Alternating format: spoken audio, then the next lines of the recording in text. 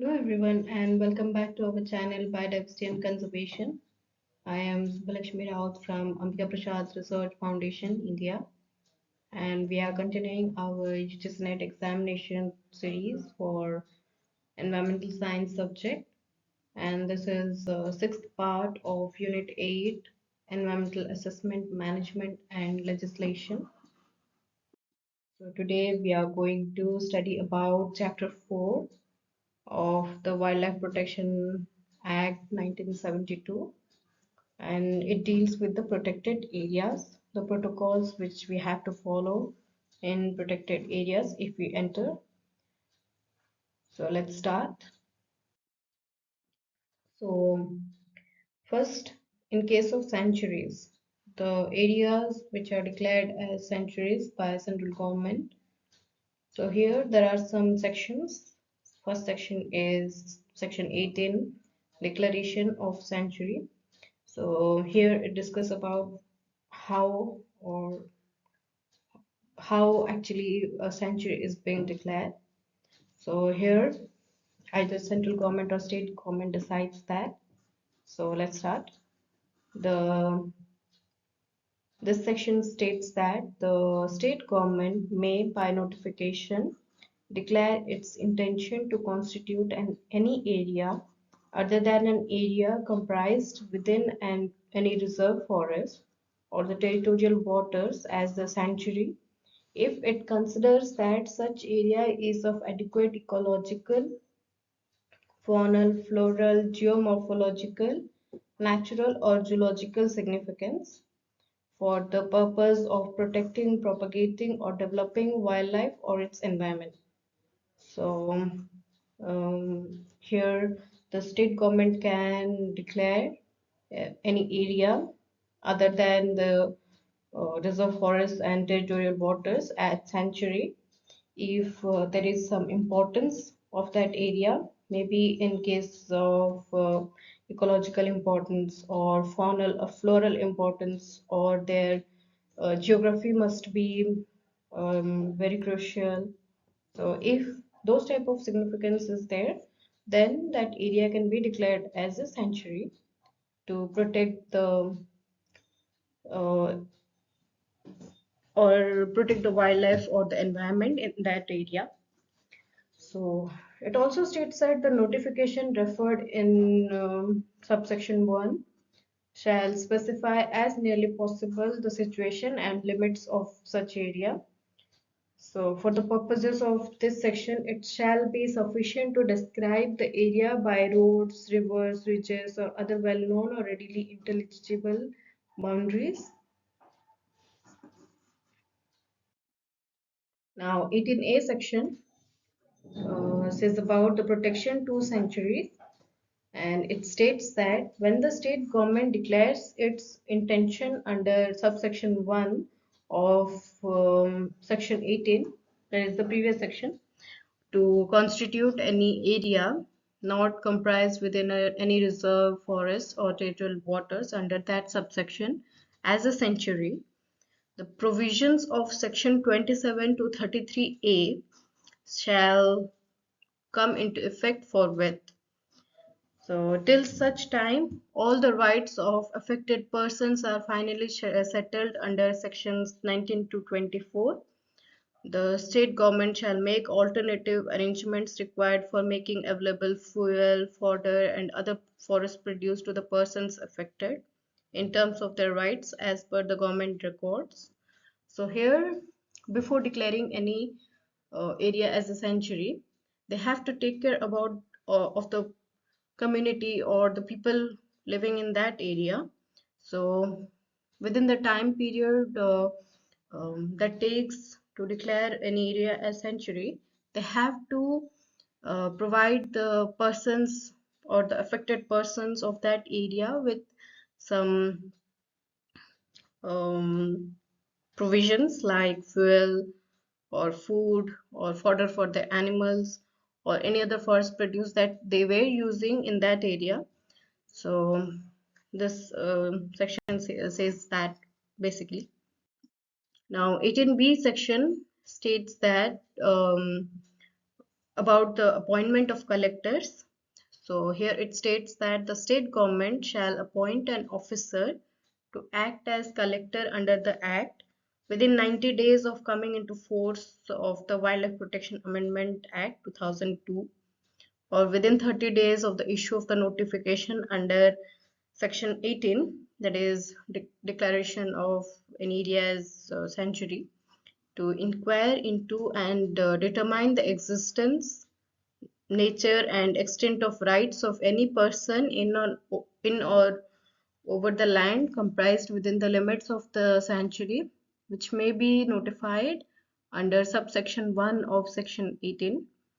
So here collectors have to collect the data about the persons who are affected due to the declaration of any area as sanctuary. So their rights have to be fulfilled by the collectors only. So it states about the appointment of the collectors in this section. Now in this section, section 19, the collector to determine the rights. So it states that when a notification has been issued under section 18, the collector shall inquire into and determine the existence, nature and extent of the rights of any person in and over the land comprised within the limits of the sanctuary. So it basically repeats previous section. Now, section 20, bar of accrual of rights.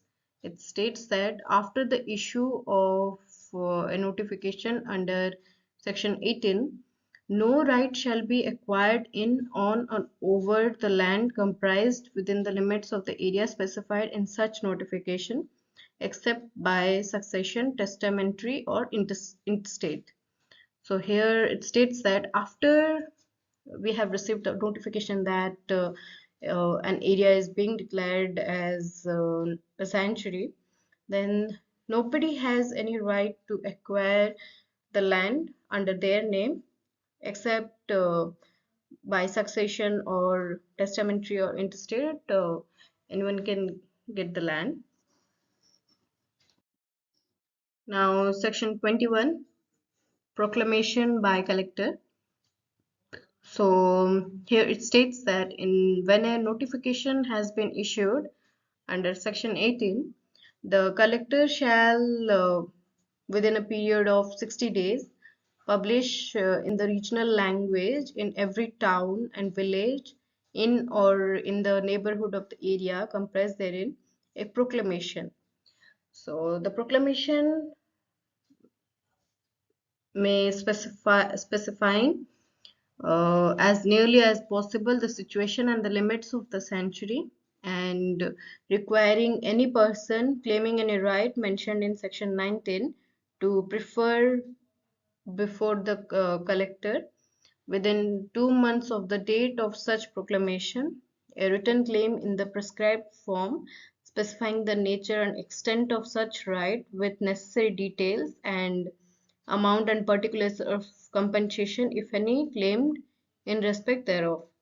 So here it is the duty of the collector to make the people in that area or neighboring area to make them know about the situation and the limits of the sanctuary. And if anyone is present who says that they have any right or uh, like any right on the land on the area which has to be declared as sanctuary, so he have to come forward to the collector and have to write a claim on in the written form uh, and submit it to the collector specifying about the nature and area or any other peculiarities about the land and the necessary details with the collector. And if he agrees to um, give the land to the government, then there have to be mentioned about the amount or particulars of compensation that he has to get, or if the claim is wrong, then what fine or compensation he has to give. That all things are discussed here.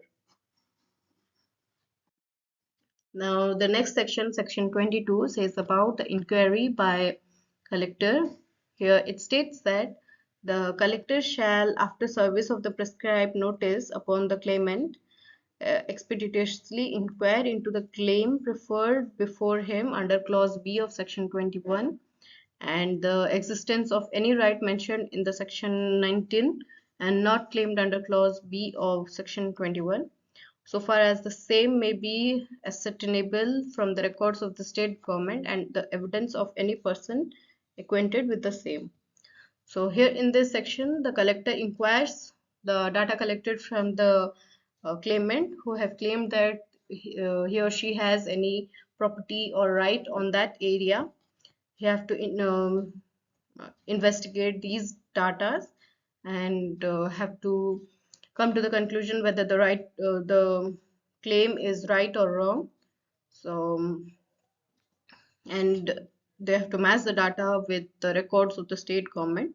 So if the evidence provided by the person is right, then they will be getting the benefits from the government in form of compensation. And if the data is wrong, then there will be some actions taken against him. Next is the powers of collector. In section 23, it states that the purpose of such inquiry, for the purpose of such inquiry, the collector may exercise the following powers, like the power to enter in or upon any land to survey, demarcate, and make a map of the same, or to authorize any other officer to do so. And also, he has the same powers as are vested in the civil code for the trials of the suits. So here the collector has the power to go to the land which is under investigation and he can do the survey or demarcate the area or make a map of the area or authorize any other officer to do so. And also he has the power of the civil court for the trial of the case under him and decide about the whether the claim is right or wrong and come to a decision. Now, next is section 24, acquisition of rights. So here it states that in the case of a claim to a right in or over any land referred to in section 19, the collector shall pass an order admitting or rejecting the same in whole or in part. And if such claim is admitted in whole or in part, the collector may either exclude such land from the limits of the proposed sanctuary or proceed to acquire such land or rights, except whereby an agreement between the owner of such land or holder of rights and the government, the owner or the holder of such rights has agreed to surrender his rights to the government in or over such land or on payments of such compensation as in provided in the Land Acquisition Act 1894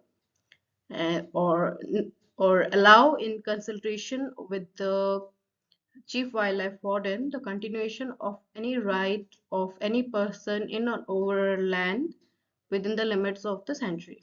So here, after investigating, if the collector finds that the claim to the area is right or wrong, then he has the power or he gives the order admitting or rejecting the claim.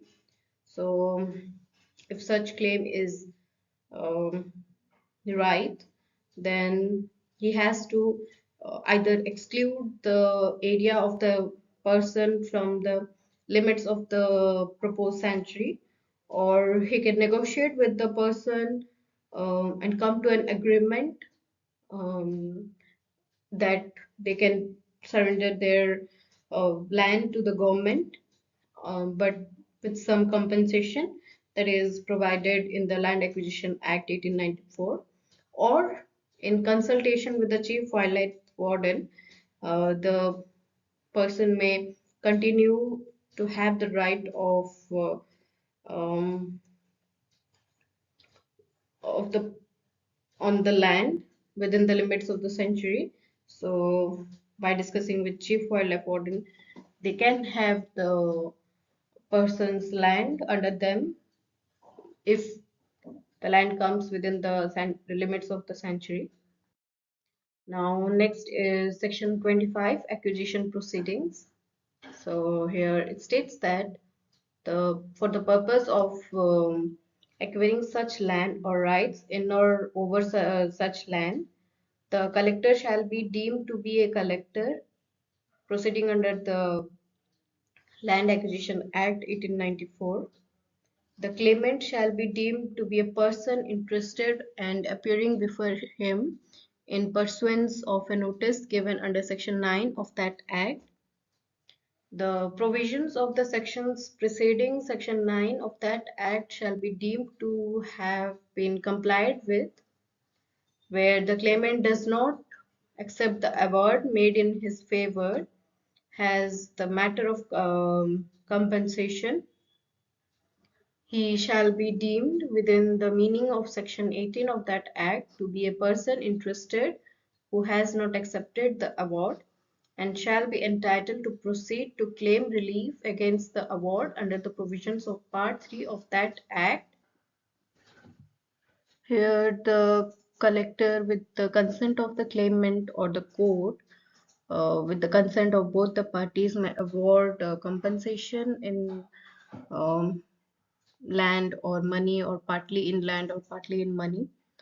Next is in case of the stoppage of any public way or a common pasture, the collector with the previous sanction of the state government provide for an alternative public way or common pasture as far as may be practicable or convenient. So these are some of the purpose for acquiring such land or rights. And the acquisition under this act of any land or interest therein shall be deemed to be acquisition for a public purpose. Now, in 25A section, it deals with the time limit for completion of acquisition proceedings. So here, the collector can complete the proceedings within a period of 2 years from the date of the declaration of the sanctuary, and the notification shall not lapse or the proceedings are not if not completed within the period of 2 years. Now in the next section, it deals with the delegation of collectors powers. So here the state government by general or special order can or may direct that the powers or the functions to be performed by the collectors may be performed by such other officer as may be specified in the order. So if in some conditions the collector is not present or there may be some issues, so any other officer also can perform the duties of the collector, but uh, with the permissions or special order of the state government, which gives them the power of the collectors. Now, in 26A section, it deals with the declaration of the area as sanctuary. So, when the notification has been issued that an area is to be declared a sanctuary, and the period for preferring claims has gone, then all the claims or any other rights made in relation to any land in the area of the proposed sanctuary have to be disposed by the state government, and any area comprised within the reserve forest or any part of the territorial waters which is considered by the state government to be of adequate ecological, faunal, floral, or geomorphological significance, is to be included in the sanctuary, and the state government shall issue notification specifying the limits of the area which shall be comprised within the sanctuary. So basically, this states that those areas which are of some importance, if they are present nearby the proposed sanctuary area, those can be also included within the sanctuary limit while declaring it as a sanctuary. And the further that the limits of the area of territorial waters to be included in the sanctuary shall be determined in consultation with the chief naval hydrographer of the central government, and it also have to take some measures to protect the occupation of the local fishermen. So it also states that the right of innocent passage of any vessel or boat through the territorial water shall not be affected by the notification that the area is converted into a sanctuary. Also, here it states that there should be no alteration of the boundaries of sanctuary by the state government, except if there is some recommendation from the national board, then there can be some alteration in their boundaries. Now, in next section deals with section 27, the restriction on entry in sanctuary. So here it states that nobody is allowed um,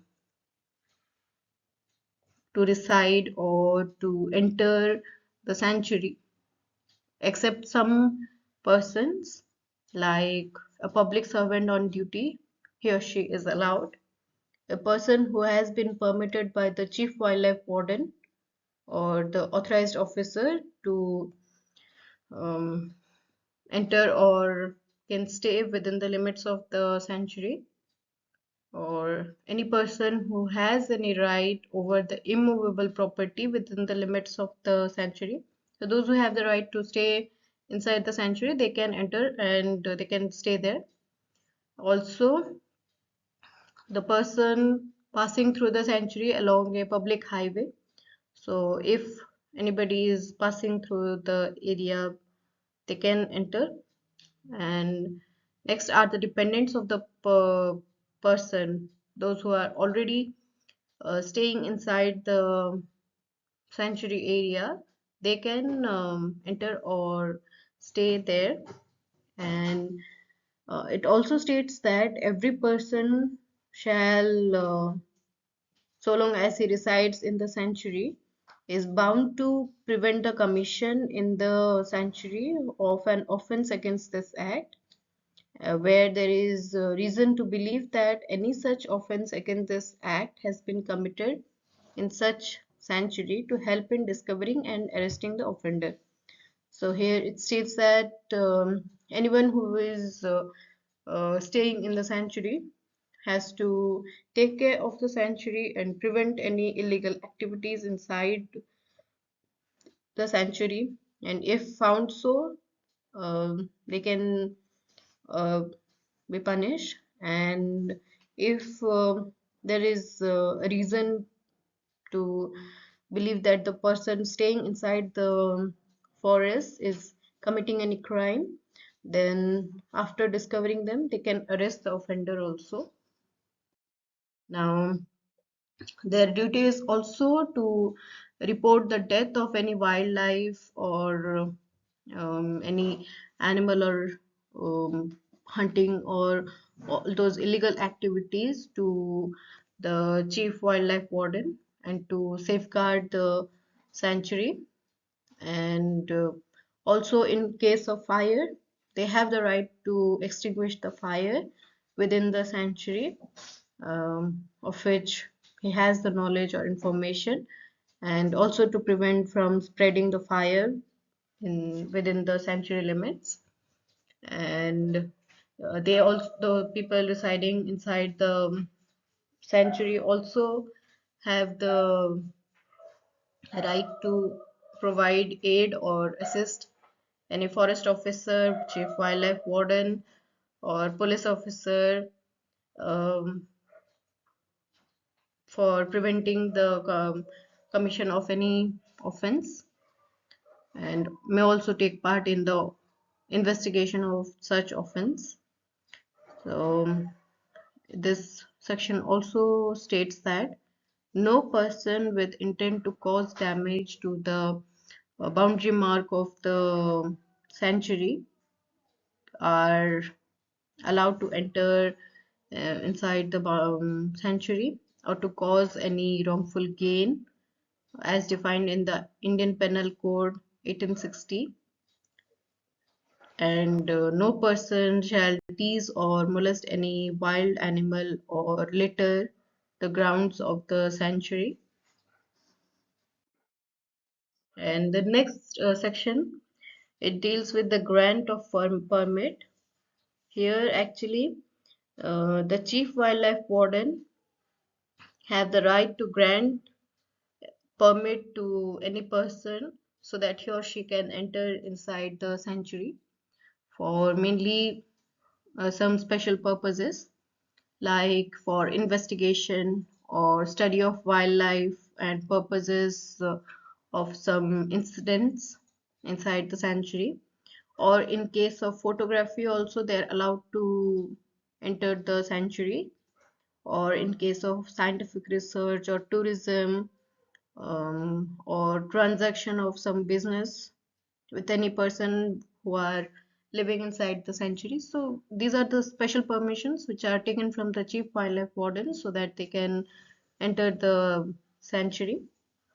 And this section also states that a permit to enter or stay inside the sanctuary shall be issued subject to such conditions or on payment of such fee as may be prescribed under this act. Now, next section, section 29, states about the destruction in a sanctuary prohibited without a permit. So it states that no person shall destroy or exploit or remove any wildlife, including the forest produce, from the sanctuary, or any cause any damage to the habitat of wildlife. So if they do so, they are to be punished, and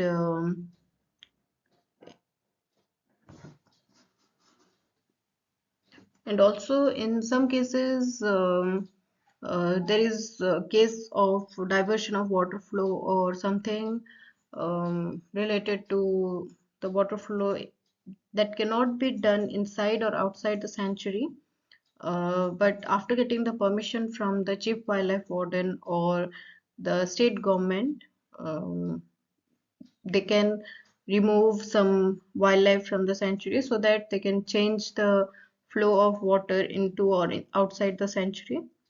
And it also states that if anyone is collecting any forest produce from the sanctuary, then those are mainly for the purpose of their personal use, and that too for the people that are living inside the sanctuary, not for the bypassers or anybody. And for some cases like grazing of animals, or the movement of the livestock of the people living inside the sanctuary, that is allowed some for some limit, but heavy grazing or the people from outside coming for grazing is prohibited in the sanctuary. So this is all from me today. Thank you.